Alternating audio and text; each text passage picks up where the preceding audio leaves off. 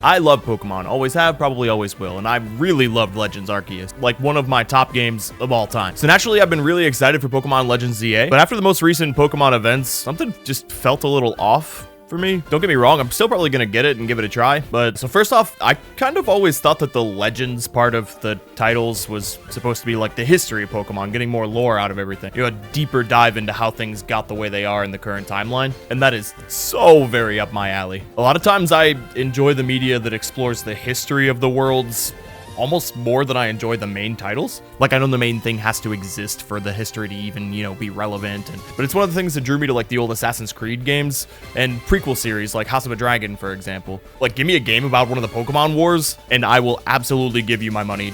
I don't care how much, no questions asked. I mean, isn't part of X and Y's story, like, talking about one of the Pokemon Wars? I don't actually remember. I'm sure someone else can let me know down below. But that's exactly my point. I want to know more about the history of these games. Honestly, it was probably mostly my own fault just for assuming that these games were going to all be set in the past. But was it like a fever dream, or in the original trailer, didn't they show like schematics for the old city and stuff? I don't know. I may have just imagined that. Anyway, it's set in the future, which is all right, I guess. More lore either way. Just less exciting for me personally. Now for the actual game stuff that we saw, I'm also a little bit conflicted here. I'm kind of a little worried about the battle system. Not because I don't like the concept. I think the concept is really cool, but mostly because it looks like it might be pretty easy to exploit. Like if you can get really good at that dodge system, couldn't you just dodge every big attack and just kind of win based on that mechanic alone? Now, I know what you're thinking. We've only seen a couple instances of the battles. It could get way harder than that.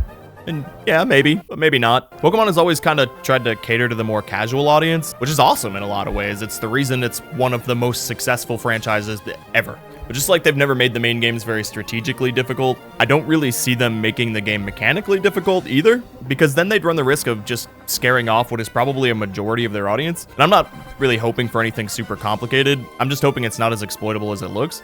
And I'm really hoping that what we saw wasn't the extent of it. Because if it is, then all you'd have to do is learn how to dodge each move, which would minimize the strategy of having the right Pokemon out at the right time. There'd be really no risk at all. You could just kind of sidestep and then switch to the type advantage and win. Now, to argue the other side of my point here, if it is done well and it's a little more complex than what they showed, it could add a whole different layer of strategy. And it could make the gameplay feel a little more engaging with a little less downtime. It wouldn't necessarily actually be faster, but it would feel faster, which would be very nice for our rotted little lizard brains. So I guess we just have to trust that Game Freak's gonna implement this system well. And I don't know about you, but I've been having a little bit of trust issues with AAA gaming companies recently. But I'm always happy to see them experimenting with the formula and adding things that aren't just copy and paste from the previous games, so that's cool. So hats off to them for that. Also, I'm pretty sure I'm in the minority here, but Mega Evolution's kind of never really appealed to me, so that big reveal kind of fell a little flat. Now for the exploration part of the game. This one has me worried maybe even a little bit more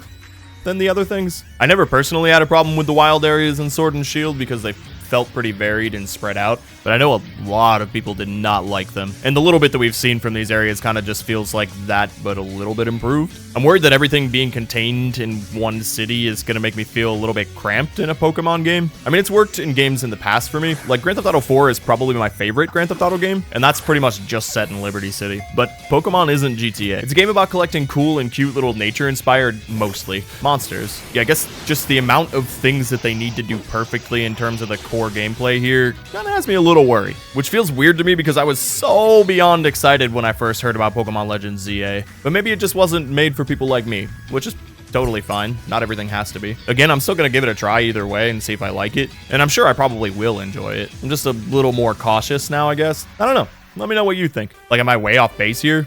Were my expectations just totally out of line? Did I make too many assumptions? Anyway, thanks for watching. Subscribe if you don't mind, and good luck. Have fun.